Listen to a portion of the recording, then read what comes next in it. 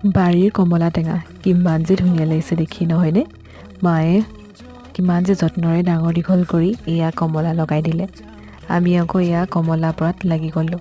কমলা পাৰিবৰ কাৰণে এনেদৰে কাপোৰ এখন লৈ ল'লোঁ।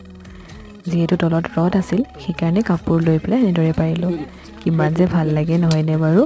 ঘৰৰ কমলা সকলোৱে কিনি খায়, তথাপিও নিজৰ ঘৰত লগাই এনেদৰে খোৱাৰ আমেজেই বেলেগ। কেনেকুৱা?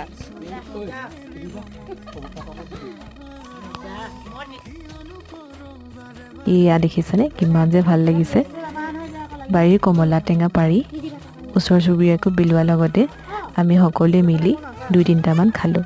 তাৰপিছত এটা আকৌ মই অকলে গুচাই খাম বুলি ভাবিছিলোঁ, কিন্তু মা পাপা লগতে ওচৰৰ মণিকাও আহিলে, সিহঁতকো ভগাই দিলোঁ। ইমান যে মিঠা খাবলৈ, বহুত ভাল লাগিলে। বাৰু আজিলৈ আহোঁ দেই, নেক্সট মিনি ব্লগত লগ পাম, বাই।